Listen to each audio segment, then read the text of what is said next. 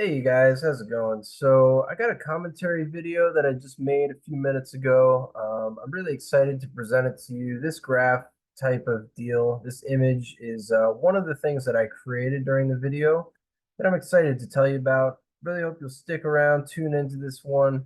Something else I wanted to mention about mining, right? So you always want to check under settings, options, make sure that this block pruning function is not checked off. When you install this wallet, do not opt for it to prune your previous blocks because the logging of those previous blocks and their transactions is a part of what enables the mining process. We've had a few people come in asking about why they're not hitting blocks when they've executed many transactions. And as soon as they unclick that check, or if they never had that setting enabled when they installed the wallet, they had very few problems. They started collecting block rewards. They're very happy. So with that said, these are a couple of things I wanted to mention. Wanted to just give an introduction to the video in front of us that is ahead of us, and I hope you enjoy it. So with that said, let's begin. Thank you.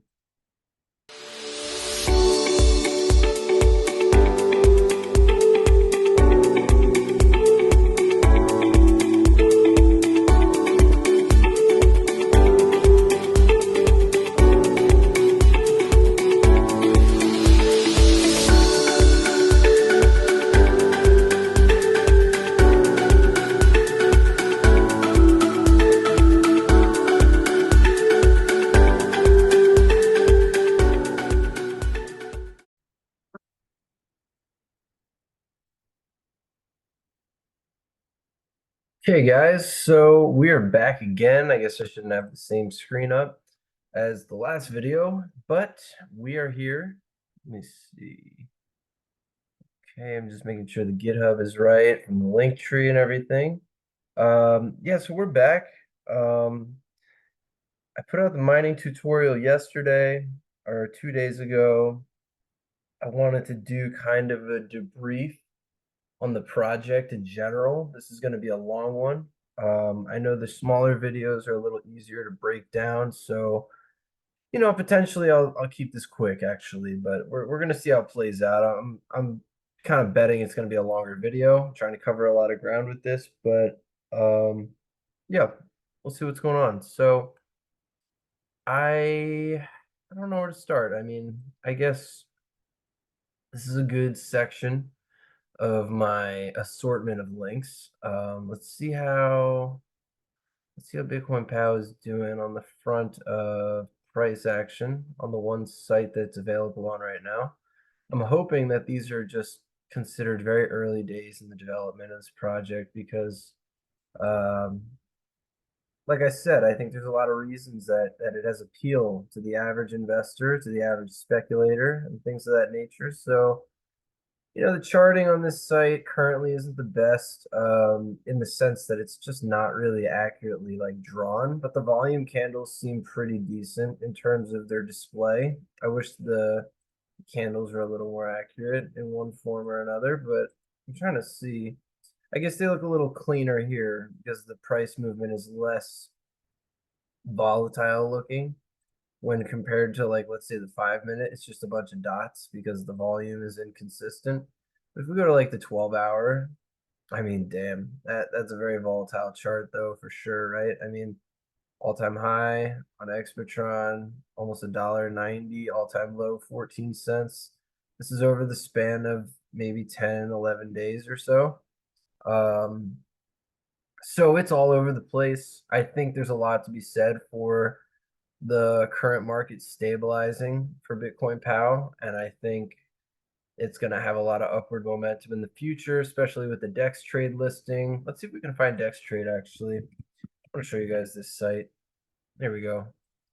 So this isn't very typical for a team to list on as their first platform, but it's impressive. I'm really glad that they have secured this listing. I actually might be able to find, let's see, I'm going to try to pull up, well, I guess let's see. Nah, you know what? I don't really want to dox my Twitter right now, but there is a Twitter announcement on DEX Trade. You know what? I guess if it pulls it up, I really don't care. Let's see if we can pull up the Twitter. Oh, I'm not even signed in. Okay, perfect. So let's see. We scroll down a little bit. They had an announcement. I just like to give you guys like the majority of the information that we deal with here. Let's see. Endpoint. Okay, I've seen that. Wow, Volt is still. Oh, this is from a while ago, actually. Let me see. Hmm, interesting. Let me see. Oh, it's because I don't have a Twitter on this. Okay, let me see. Actually, we are going to. Mm, well, hold on.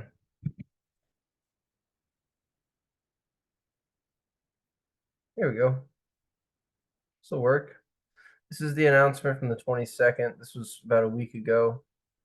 So, Dex trade, decent exchange. If we pull up the information, altcoin market cap. I am almost certain that they're listed here. There we go. So they do about 70 million in volume a day. Um, they have quite a few listings, if I'm not mistaken. They've got a fairly established platform. It's been around for about, I don't know, 6 or 7 years. So this is a well-respected exchange. I mean, a lot of you guys might recognize ZegX.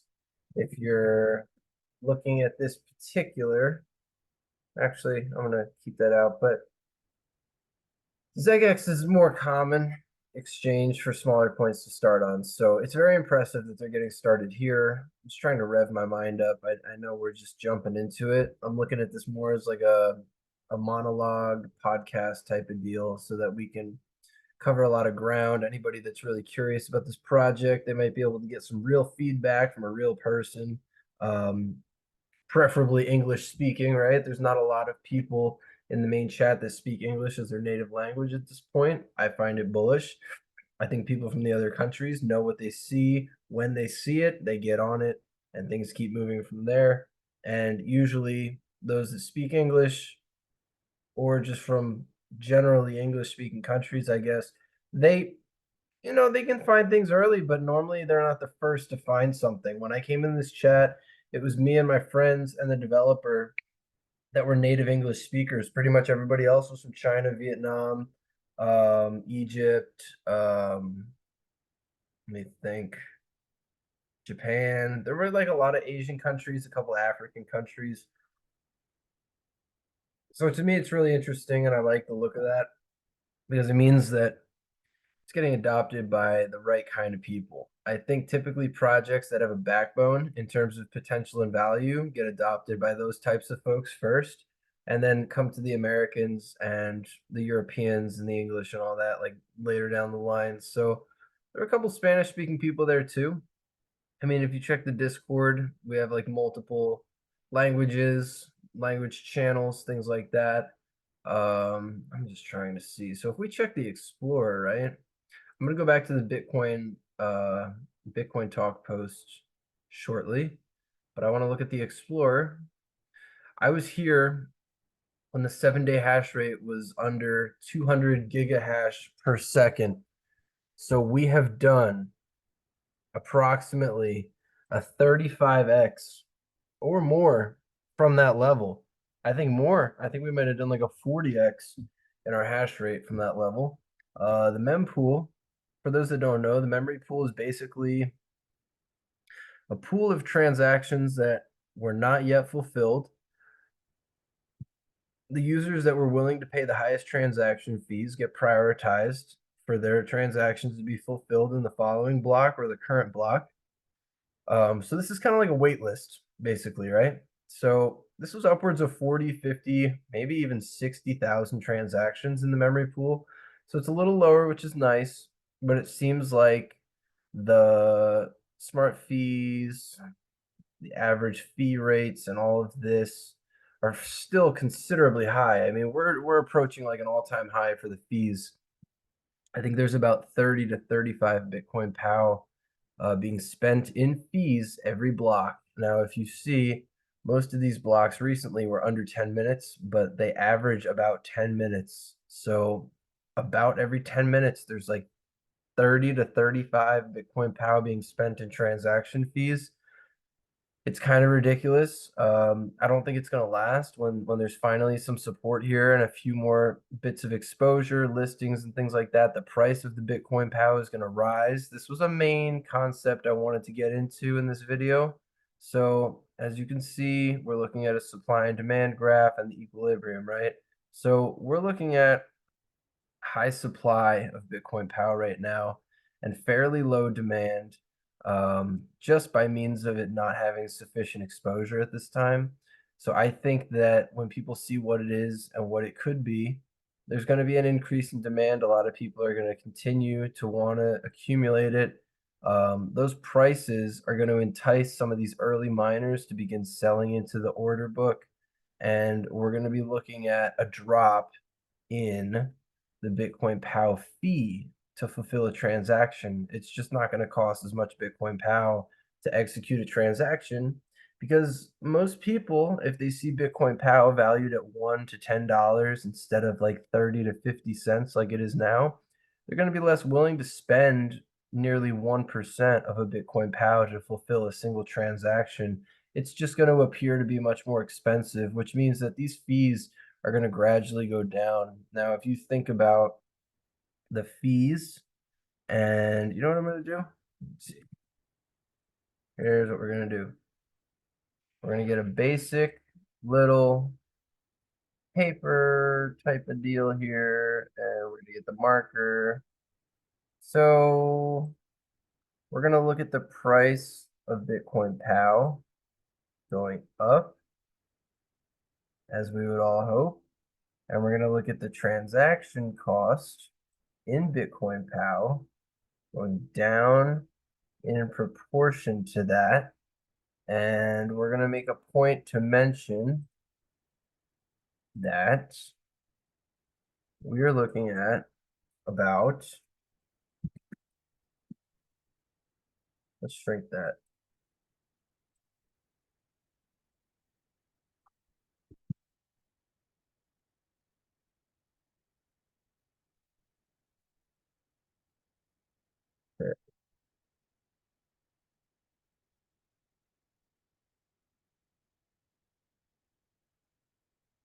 Okay. And then what we're going to do, we're going to say prices up.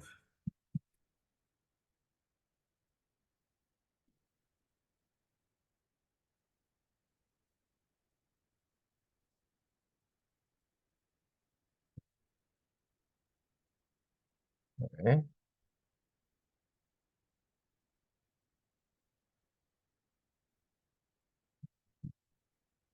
So,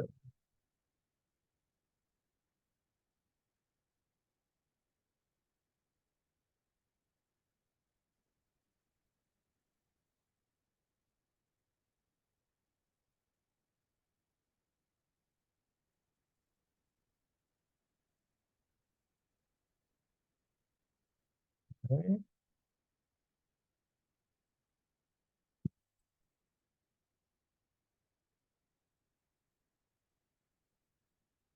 As you can tell, I'm trying to create kind of an image of this here. So we're looking at approximately right now, perhaps 1% of a 50-cent coin being deployed to fulfill one transaction. So we're looking at about a half a cent per transaction. Now, let's say BitcoinPoW reaches, I don't know, let's say $10. I'm going to assume the BitcoinPoW quantity is going to be, let's see, so if we're doing half a cent, I'm going to do some math on my calculator right now. So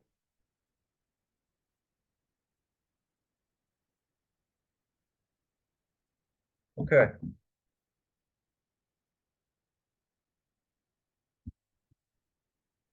so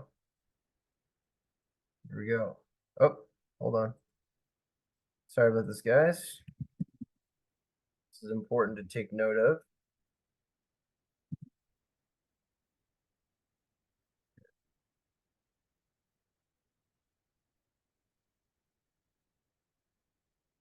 These are just hypothetical, so don't assume that we are trying to make a prediction, but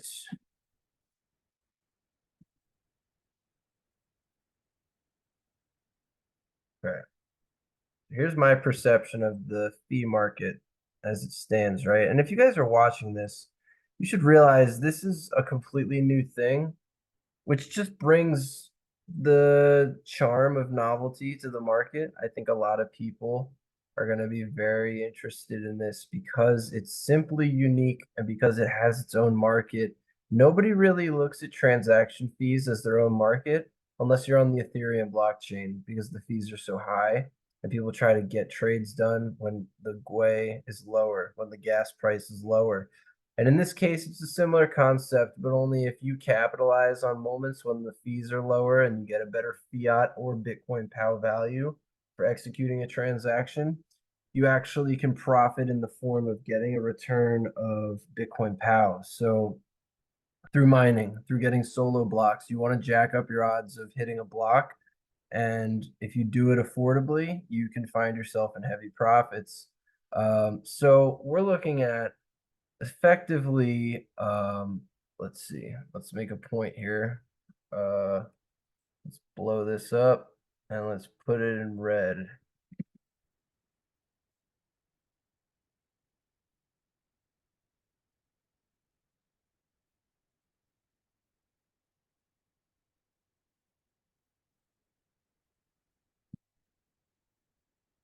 Okay, let's shrink that a little bit.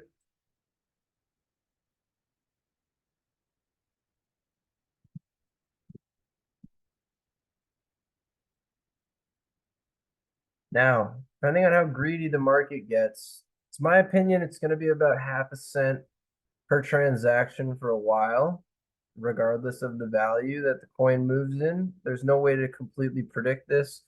But if you see what I just created, we're looking at an increase in value once adoption comes in. These represent, this is the value of BitcoinPoW. This is the cost in BitcoinPoW of a transaction. So as the price goes up, the BitcoinPoW cost goes down, but things are going to be relatively stable. So we're going to look at the inherent cost here of a transaction.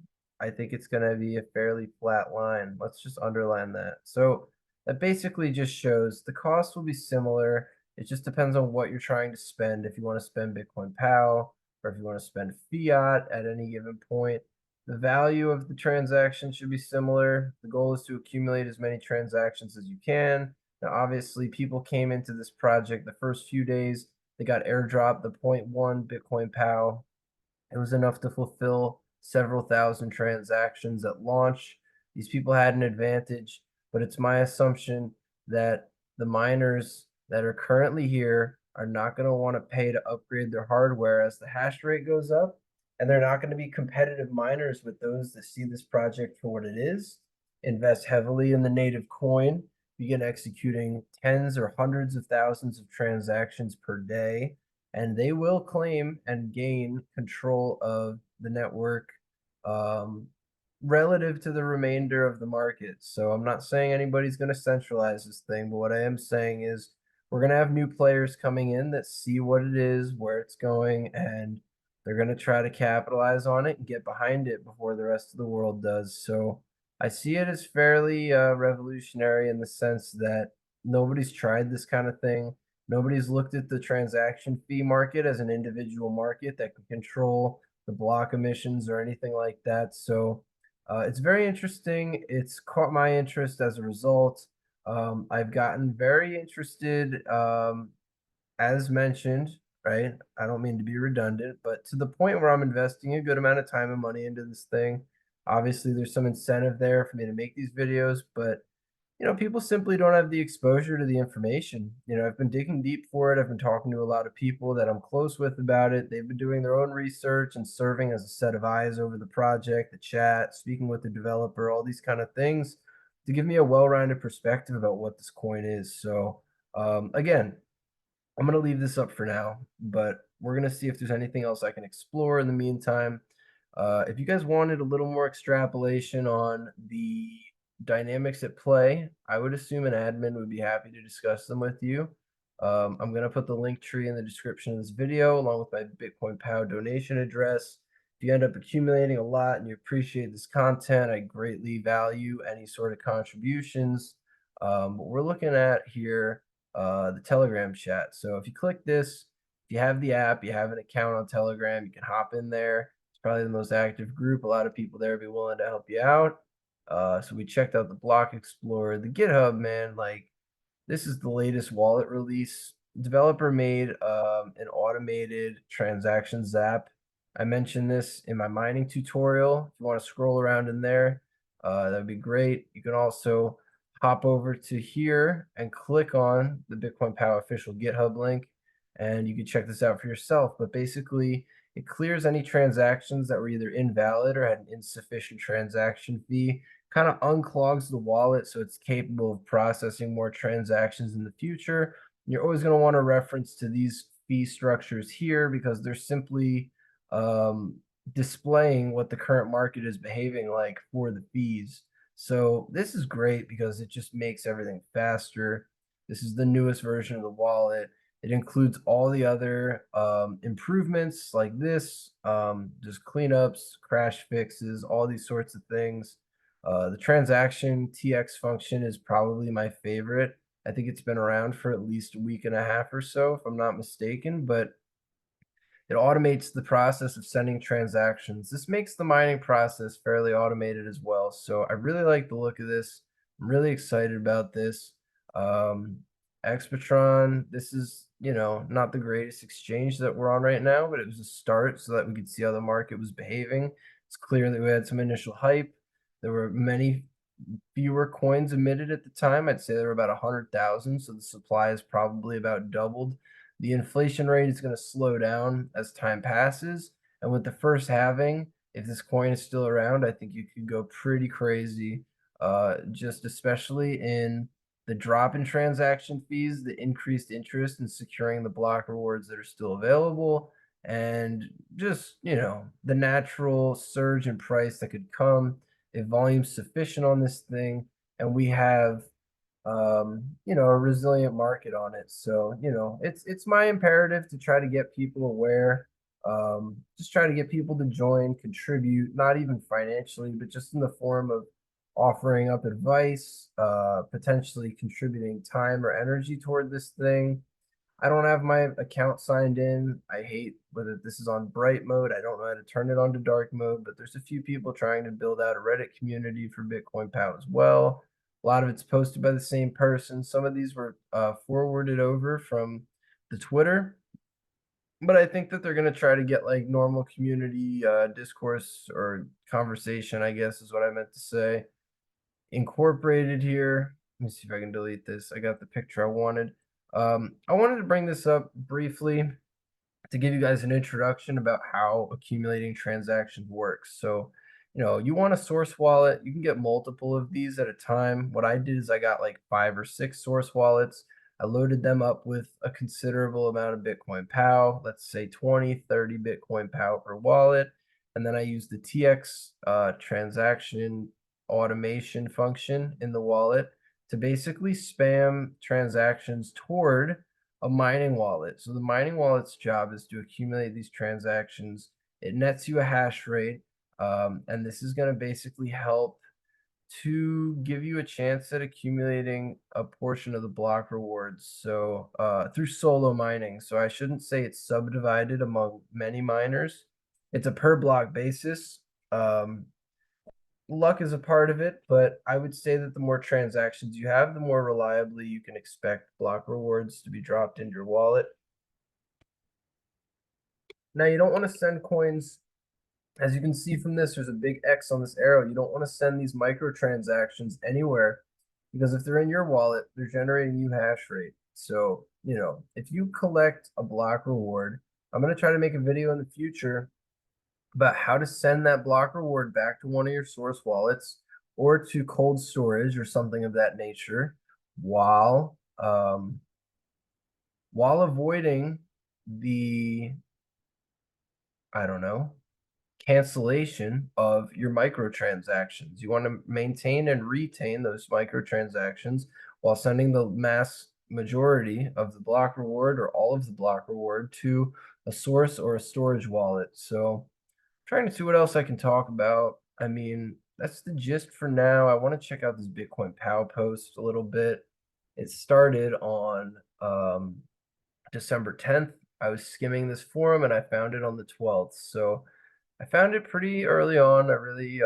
I've been impressed from the start. A part of me wishes I put these videos out sooner, but at the same time, I definitely I definitely felt an obligation to get the word out when I accumulated a small amount and also learned more about the project so that I was capable of presenting it. So I'm going to post this link in the description.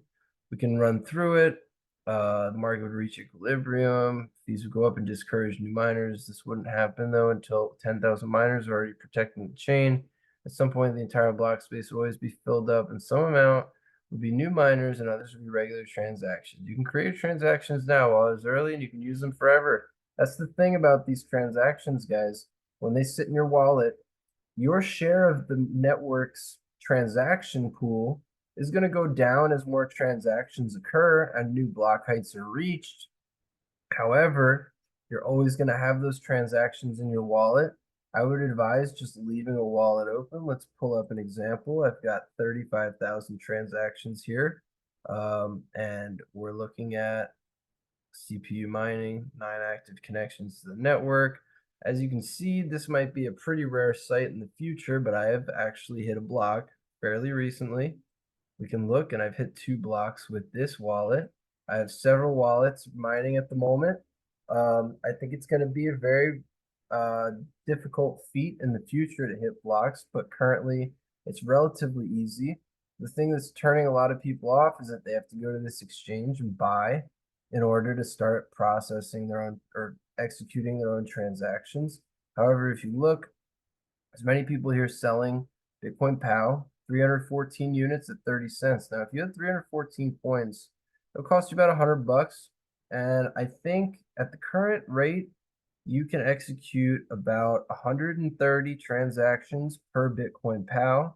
So you're looking at about 30,000 to 40,000 maybe. That's off the top of my head. You might want to do the math yourself, but at least 30,000 transactions for $100 gives you a chance to be collecting block rewards for the rest of the time that this project is available, which could be a very long time potentially.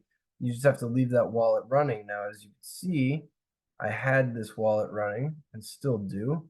My CPU is a little overloaded, so there's some sort of lag there at the moment, but you can see it's consistently CPU mining as long as the wallet is open. Now that the transactions are here, you can see if I look back, I'm looking at tons and tons and tons and tons and tons of transactions for this minimum transaction quantity here. You don't want to send more than the minimum. It just doesn't make sense. You're just tying up your BitcoinPoW in transactions that are essentially only serving as a mining source. The transaction execution itself is where the value is, not in how much BitcoinPoW you send or receive when you're just trying to accumulate transactions. So that's that. Trying to think of more in-depth topics to go over while I have this recording on, trying to save some time, but also want to provide some value. So it looks like trying to find like an especially long or thorough response here. It looks like the dev team has been mining a decent percentage of the blocks from the start, but I think they're imperative. They have a structure in place where they're helping people that help the project. So they want to have some funds to deploy for that, as well as their own profits for creating the coin. I think it's reasonable if they have under 1% of the supply, which I believe they do, especially a year or two from now when it's much harder to mine. They're not going to have the ability to collect as many block rewards. So they're basically getting their lion's share now, and they're going to have to make that last throughout the life of the project. So I think they have their backs up against the wall pretty firmly at this point. I respect what they're doing. I have no problem with it. I think they're going to be lucky to have 1% of the supply when there's 2 or 3 million coins emitted in the next year and a half. So really, my hat's off to these guys for handling it properly. It looks like, let's see. Looks like they have a concern about GPU farms here. One of the users in Telegram seems the developer answered. I'm just going to read this real quick. I like getting insights from this lead developer. So BitcoinPoW uses both proof of work and proof of transactions. Each block requires both before a block can be mined. Let's first talk about how to attack BitcoinPoW. BitcoinPoW is protected by the hash rate of the transactions. The transactions can only be mined by the user that has the wallet's private key. Currently, this was, about 11 days ago, there are 2.26 million hashes per second on the BitcoinPoW network. This is a combination of all users mining with thousands of different private keys. To attack a typical proof of work chain, an attacker would take a snapshot of the chain, start mining on their own private chain, get more work on their private chain, then connect to the public chain and attack it by having it reorg 6 blocks deep.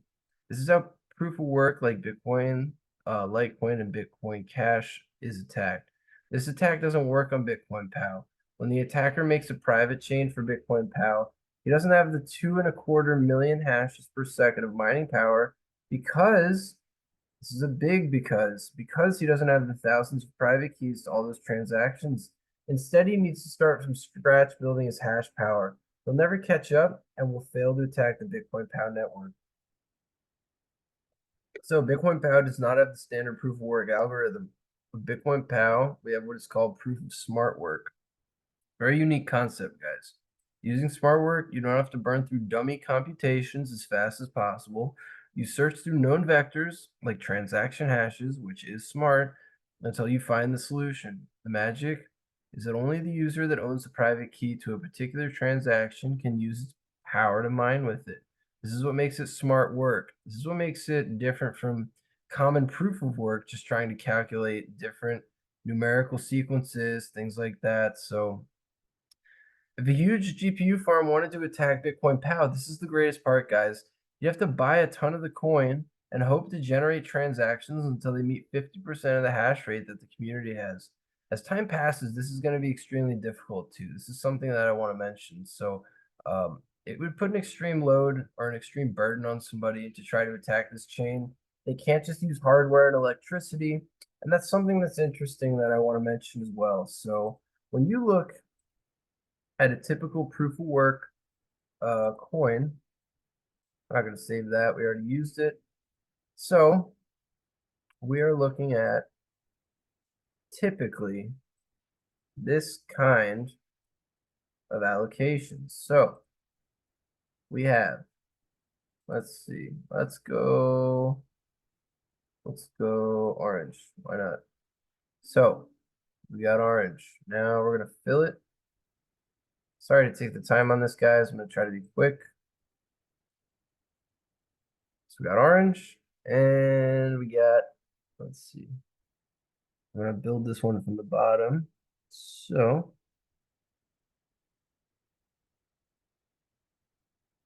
okay. So we have electric. Here we go. So we're looking at electricity and we're looking at hardware. Okay. Now we're going to make a different schematic of sorts. So the goal of this presentation is to emphasize the cost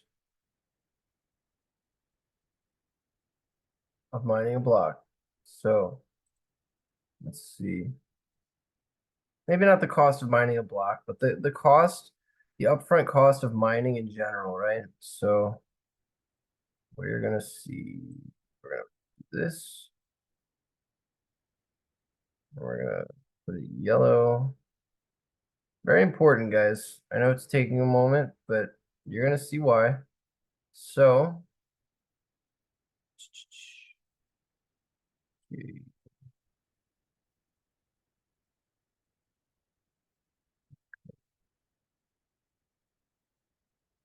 and you see, I made it green. This is the real money, right? So let's see.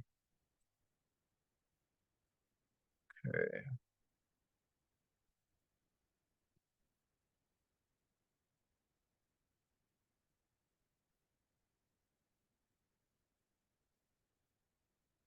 Let's do a 70-degree angle, right? Okay.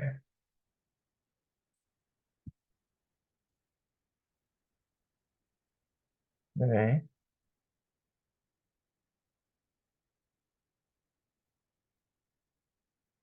Okay. Right.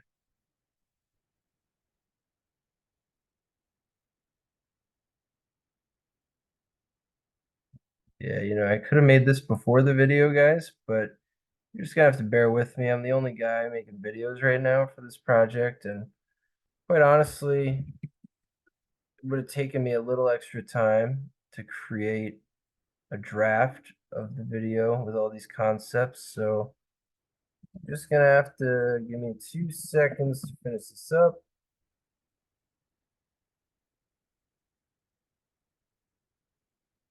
Okay.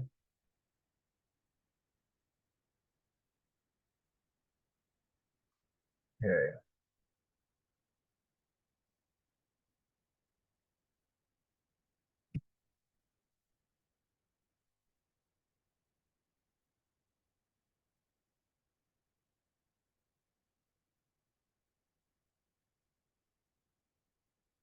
Okay.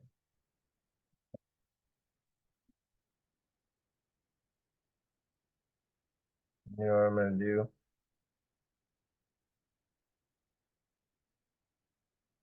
Let's save this. So I want to save this to give to people. So we're looking at,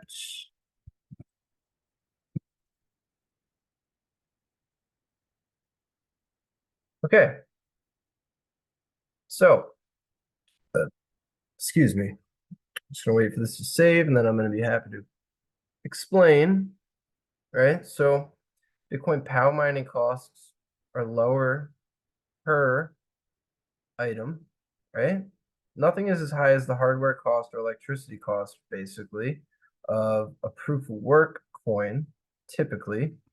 BitcoinPoW is more affordable across all three, but the cost of executing the transactions with BitcoinPoW is there. It exists, which has never before been done. So you have a lower upfront cost for hardware and electricity. In fact, many people can use their common house computers to mine this coin with a very high number of transactions. I have about 170, 180,000 transactions at the moment. So I'm able to support that with my gaming laptop. Uh, the main cost, especially in the future as the price goes up, is going to be the transaction cost. But again, if we go back to that other diagram that I had, which I think I X'd out of. But as you can tell from that one that I mentioned in the beginning of this video, as the cost goes up for the coin, the transaction fee should go down if the demand for transactions remains the same. Now, transaction costs could increase over time, but I don't believe it will unless the coin has a massive run.